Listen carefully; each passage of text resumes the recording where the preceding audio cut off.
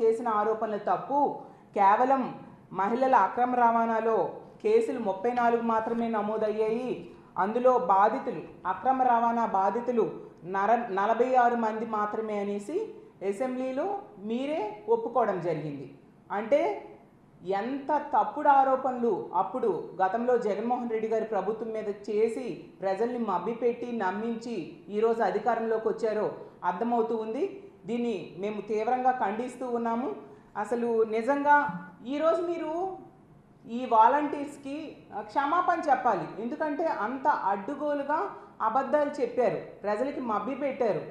అలాగే 2003లో కేంద్ర హోంశాఖే మీరు అదృశ్యమైపోయిన వాళ్ళ సంఖ్య గురించి అడిగితే ఆ కేంద్ర హోంశాఖే చెప్పింది 99% మంది మహిళలు అదృశ్యమైన వాళ్ళు దొరికిపోయారు అనేసి, మళ్ళీ ట్రేస్ అవుట్ చేయడం జరిగింది అనేసి.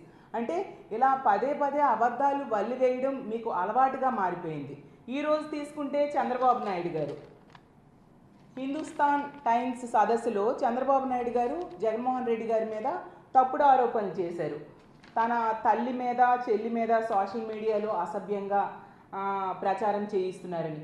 ఎందుకు చంద్రబాబు నాయుడు గారు ఇలా పదే అబద్ధాలను వల్లివేస్తూ ప్రజలకి తప్పుదోవ పట్టిస్తూ ఉన్నారు? ఇది మీకు ఇలా అలవాటుగా మారిపోయింది. గతంలో వైఎస్ఆర్ కాంగ్రెస్ పార్టీ అధికారంలో ఉండేప్పుడే ఇలా విజయమ్మ గారి మీద, షర్మిల గారి మీద, అలాగే సునీత గారి మీద తప్పుడు అకౌంట్లు, ఫేక్ అకౌంట్లు సృష్టించి, అది కూడా YSR Congress party social media activist అయిన వర్రా రవీంద్రారెడ్డి అనే వ్యక్తి పేరు మీద తప్పుడు అకౌంట్లు టీడీపీ సానుభూతి పరుడైన ఉదయ్ అనే వ్యక్తి సృష్టించి, విశాఖపట్నంలో వ్యక్తి సృష్టించి తప్పుడు ప్రచారం చేశాడు అనేసి అప్పుడే తేలిపోయింది. పోలీసులు అతన్ని అరెస్ట్ చేయడం కూడా జరిగింది. మీ అనుకూల పత్రికల్లో ప్రచురించారు, అన్ని మీడియాలో కూడా వచ్చాయి.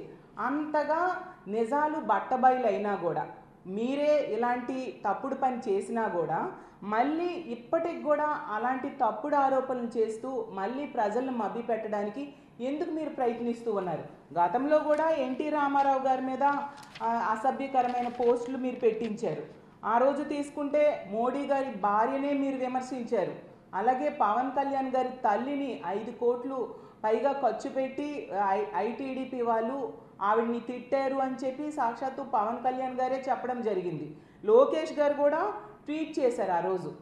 ఈ అన్ని తప్పులు మీరు చేసి మళ్ళీ తిరిగి మా జగన్మోహన్ రెడ్డి గారి మీద ఈ విధంగా తప్పుడు ఆరోపణలు చేయడం ఎంతవరకు సమంజసం? అలాగే మొన్న చూస్తే విజయమ్మ గారి కారు ప్రమాదం గురించి 2 సంవత్సరాల క్రితం జరిగిన ఇష్యూని పట్టుకొని ఇప్పుడేదే జరిగినట్టుగా మళ్ళీ జగన్మోహన్ రెడ్డి గారి మీద తప్పుడు ప్రచారం ప్రారంభించారు. కానీ విజయమ్మ గారే స్వయంగా వచ్చి దాన్ని ఖండించాల్సిన అవసరం పడింది.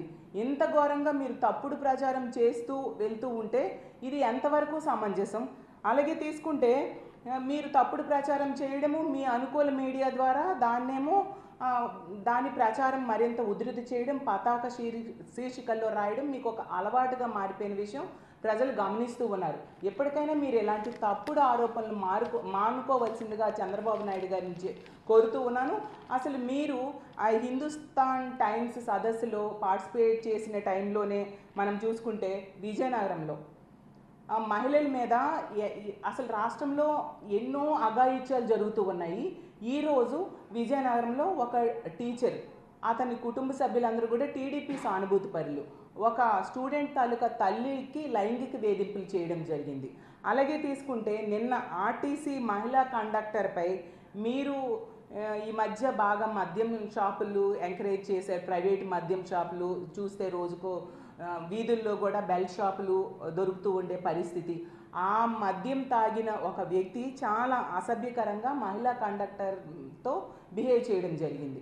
ఇలా తీసుకుంటే విశాఖపట్నం డిస్ట్రిక్ట్ పెదగంట్యాడలో మొన్న మనం చూసాం, ఒక ప్రేమోన్మాది ఒక మహిళపై హత్యాయత్నం చేయడం జరిగింది. ఈరోజు కూడా ఆ వ్యక్తిని మీరు అరెస్ట్ చూపించలేదు. అంటే మీరు ఇలాంటి తప్పుడు ప్రచారాలు జగన్మోహన్ రెడ్డి గారి మీద, వైఎస్ఆర్ కాంగ్రెస్ పార్టీ అధినేత అయిన జగన్మోహన్ రెడ్డి గారి మీద ఇలాంటి తప్పుడు ప్రచారాలు అంత సదస్సులో, హిందుస్థాన్ టైమ్స్ సదస్సులో ఇలాంటి తప్పుడు ప్రచారాలు చేయడం మీద పెట్టే దృష్టి, ఇలా మహిళల మీద ఇన్ని అఘాయిత్యాలు ఈ ఆంధ్రప్రదేశ్ రాష్ట్రంలో జరుగుతూ ఉన్నాయి కదా, ఆ మహిళల రక్షణ కోసం మీరు పెట్టుంటే ఎంతో బాగుంటుంది, మహిళలకి రక్షణ దొరుకుతుంది. అది మానేసి ఎంతసేపు తప్పుడు ప్రచారం మీద మీరు దృష్టి పెడుతూ ఉన్నారు. ఈరోజు తీసుకుంటే ఆంధ్రప్రదేశ్ రాష్ట్రంలో ప్రజలు జగన్మోహన్ రెడ్డి గారిని తలుచుకుంటూ ఉన్నారు. జగనన్న ఉంటే మా పరిస్థితి వేరేగా ఉండేది, ఈరోజు చాలా ఇబ్బందులు పడుతున్నాము అని చెప్పి అప్పుడే ప్రభుత్వం మీద వ్యతిరేకత ప్రారంభమైంది.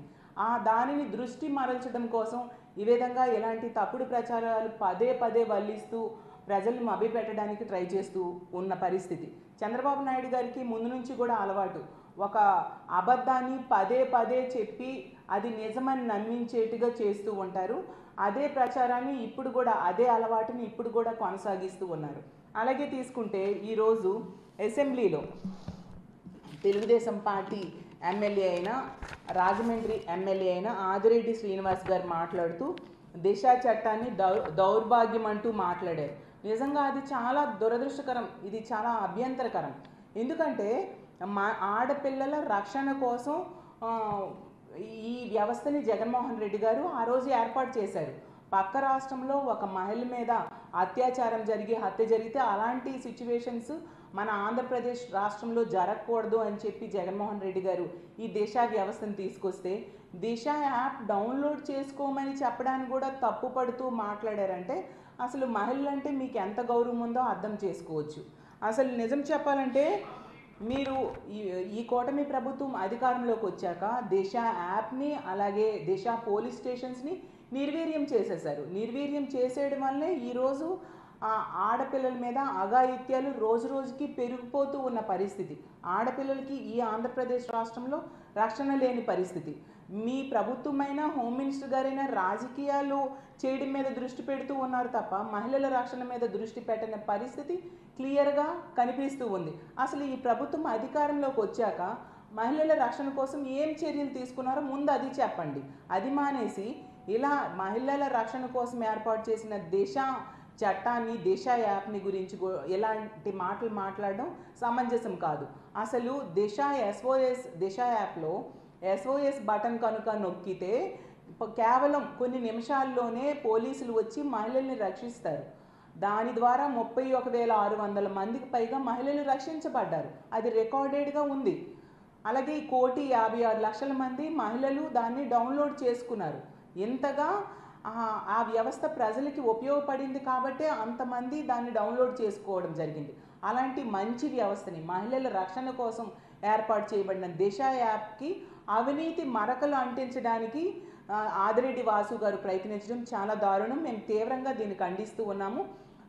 మీకు ఒకటే చెప్తున్నాను, మహిళల రక్షణ మీద బాధ్యతగా వ్యవహరించండి, మహిళల రక్షణ కోసం చర్యలు తీసుకోండి. అది మానేసి మహిళల రక్షణను గాలికి వదిలేసి మీరు మహిళల రక్షణని గాలికి వదిలేయడం వలన ఎంత ఘోరంగా ఇన్ని అఘాయిత్యాలు, ఇన్ని అత్యాచారాలు మహిళల మీద జరుగుతున్నాయి, హత్యలు జరుగుతూ ఉన్నాయి. అయినా కూడా ఆ కుటుంబాలకి భరోసా ఇవ్వట్లేదు. దానివల్ల ఈ దుర్మార్గులు మరింతగా పెట్టరేగిపోతూ ఉన్నారు. అలాగే మీరు గంజాయి కానీ మద్యాన్ని కానీ కంట్రోల్ చేయట్లేదు. దానివలన మరింతగా ఇలాంటి సంఘటనలు పెరిగిపోతూ అఘాయిత్యాలు లాంటివి పునరావృతం అవుతూ ఉన్న పరిస్థితి.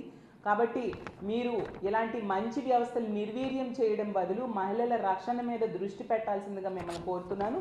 అలాగే చంద్రబాబు నాయుడు గారైనా, పవన్ కళ్యాణ్ గారైనా ఆ రోజు అంతగా తప్పుడు ఆరోపణలు చేశారు, తప్పుడు ప్రచారం చేశారు ఈ వాలంటీర్ వ్యవస్థ మీద. అలాగే మహిళల అక్రమ రవాణా కోసము, అలాగే మహిళల అదృశ్యం అవడం కోసం కూడా చాలా తప్పుడు ఆరోపణలు చేశారు. కాబట్టి మీరు ఖచ్చితంగా వాలంటీర్స్ని క్షమాపణ కోరాల్సిన అవసరం ఉంది.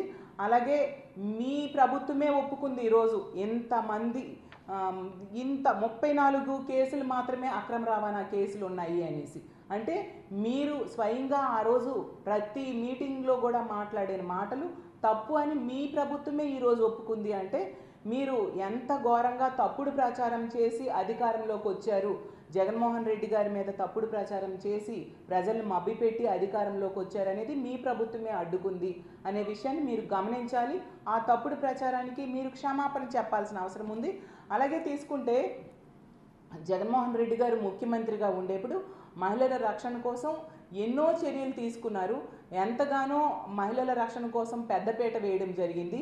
ఆ రోజు తీసుకుంటే దిశ యాప్, దిశ చట్టము, అమలు కోసం ఎన్నో వ్యవస్థలను తీసుకొచ్చారు. దిశ చట్టం అనేది కేంద్రంలో పెండింగ్లో ఉన్నా కూడా దానిలో ఉన్న అంశాలన్నీ అమలు చేయడం కోసం ఈ రాష్ట్రంలో ఎన్నో వ్యవస్థలను తీసుకొచ్చారు. దిశ పోలీస్ స్టేషన్స్ అయితేనేమి, అందులో డిఎస్పీ స్థాయి అధికారులను ఏర్పాటు చేయడం అయితేనేమి, ఫాస్ట్ ట్రాక్ కోర్టులు ఏర్పాటు చేయడం అయితేనేమి, ఫోరెన్సిక్ ల్యాబ్స్ ఏర్పాటు చేయడం అయితేనేమి, అలాగే దిశ యాప్లో ఎవరైనా SOS బటన్ నొక్కితే వాళ్ళని రక్షించడం కోసం 2 వీలర్ వెహికల్స్ 4 వీలర్ వెహికల్స్ని ఏర్పాటు చేసి తక్షణమే అక్కడికి వచ్చి మహిళల్ని రక్షించడం మీద ఇన్ని రకాలుగా ఈ వ్యవస్థని బలోపేతం చేయడం కోసం ఎంతగానో కృషి చేశారు. 0 FIRని పెట్టడం జరిగింది. అలాగే వార్డు గ్రామ సచివాలయాల్లో మహిళా పోలీసులను ఏర్పాటు చేశారు. అసలు మహిళల రక్షణ కోసం పెద్దపీట వేసిన వ్యక్తి జగన్మోహన్ రెడ్డి గారు. ఈరోజు ఆంధ్రప్రదేశ్ రాష్ట్రంలో ఉన్న మహిళలందరూ కూడా చాలా బాధపడుతూ ఉన్నారు. జగన్మోహన్ రెడ్డి గారిని తలుచుకుంటూ ఉన్నారు. అయ్యో, జగనన్న ముఖ్యమంత్రిగా ఉండేటప్పుడు మేము చాలా ధైర్యంగా బ్రతికే వాళ్ళము. ఆ రోజు గాంధీ గారు చెప్పినట్టుగా అర్ధరాత్రి అయినా ఆడపిల్ల నడిచి వెళ్ళే పరిస్థితి ఉండేది జగన్మోహన్ రెడ్డి గారి ప్రభుత్వంలో. ఈరోజు మహిళల రక్షణ ఈ కూటమి ప్రభుత్వం గాలికి వదిలేసింది. ఈరోజు తీసుకుంటే మహిళలు అంటే ఆడపిల్లని కన్న తల్లిదండ్రులు ఆ పిల్లల్ని బయటికి పంపాలంటే భయపడే పరిస్థితిని కూటమి ప్రభుత్వం తీసుకొచ్చింది అని చెప్పి ఈ రాష్ట్రంలో ఉన్న మహిళలు ఆడపిల్లని కన్న తల్లిదండ్రులు బాధపడే పరిస్థితి ఈ కూటమి ప్రభుత్వంలో ఉందని తెలియజేస్తున్నాను. కాబట్టి ఎప్పటికైనా ఇలాంటి తప్పుడు ప్రచారాలని ఆపి ప్రజల ముఖ్యంగా మహిళల రక్షణ కోసం దృష్టి పెట్టాల్సిందిగా చంద్రబాబు నాయుడు గారిని, పవన్ కళ్యాణ్ గారిని, అలాగే కూటమి ప్రభుత్వంలో ఉన్న ఎమ్మెల్యేలని, మంత్రుల్ని కోరుకుంటూ ముఖ్యంగా వాలంటీర్స్కి క్షమాపణ చెప్పాల్సిందిగా కోరుకుంటూ సెలవు తీసుకుంటున్నాను.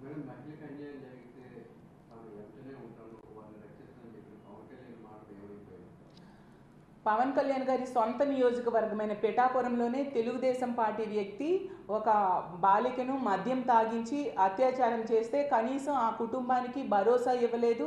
కనీసం ఆ కుటుంబం దగ్గరికి వెళ్ళి వాళ్ళకి ఆర్థిక సాయం చేయని వ్యక్తి పవన్ కళ్యాణ్ గారు. ఎన్నికల టైంలో గెలుపు కోసం ఎన్నో ఆరోపణలు చేసిన పవన్ కళ్యాణ్ గారు ఈరోజు ప్రజల్ని ముఖ్యంగా మహిళల రక్షణని గాలికి వదిలేశారు అని చెప్పొచ్చు. మొన్న కూడా తీసుకుంటే పవన్ కళ్యాణ్ గారు హోమ్ మినిస్టర్ గారు మహిళల రక్షణ